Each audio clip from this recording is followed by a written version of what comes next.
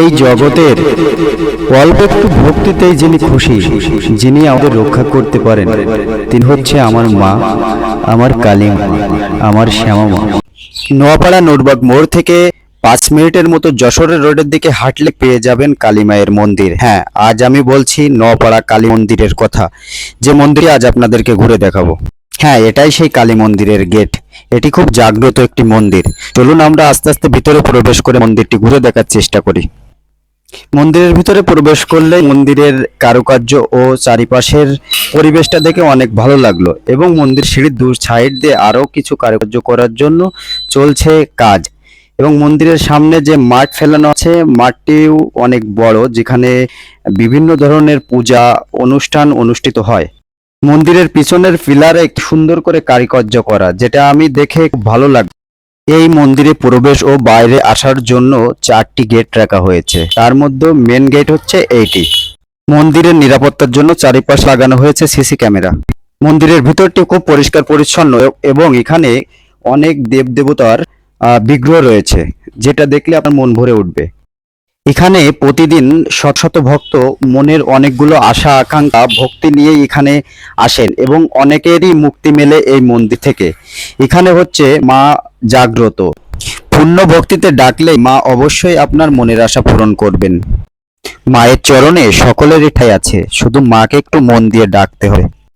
এই মন্দিরে আমি একাই এসেছিলাম, তাই অনেক সময় আমি এখানে বসে থেকে দেখছিলাম অনেক ভক্তরা এখানে আসছেন এবং ভক্তি ভরে মাকে ডাকছেন। সেই সাথে সাথে এর পাশেই কিন্তু আমাদের অন্যান্য দেবতারও বিগ্রহ রয়েছে, যেটা আপনাকে ঘুরে দেখানোর চেষ্টা। এটা হচ্ছে শিবলিঙ্গ, বাবা ভোলানাথ, আমার মহাদেব।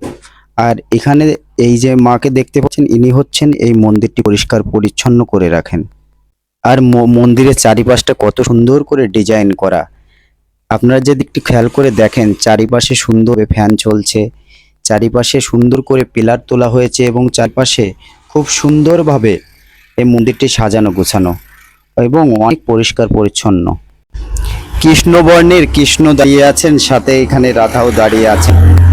এই মূর্তিটিও আপনি দেখলে আপনার মন ভরে যাবে। আর মন্দিরের উপরে চূড়ার দিকে যদি একটু দেখায়, দেখেন এটা অনেক উঁচু করে চূড়া করা। মা আমাদের জগৎ রক্ষা করছেন, মা আমাদের দেখছেন। মাকে ভক্তি করলে আপনার সকল ইচ্ছাই পূরণ হয়ে যাবে। আপনি মন্দিরে এসে দেখে চলে গেলেই হবে না, একটু ভক্তি ভরে মাকে ডাকতে হবে, এখানে একটু বসতে হবে। মা পারেন এমন কোনো কাজ নেই। আপনার মুক্তির পথ একমাত্র মাই দেখাতে পারে।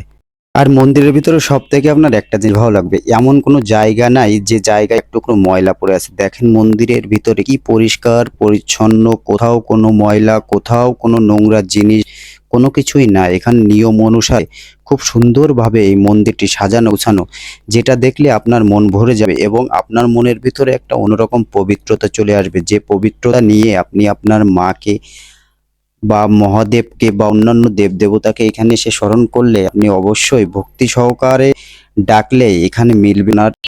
মিথ্যা দিয়ে জগৎ পরিচালনা করে সত্যকে ঘুমিয়ে রেখে এই জগৎ চলছে অন্য নিয়মে, যেখানে মুক্তির পথে একমাত্র মিলবে এখানেই।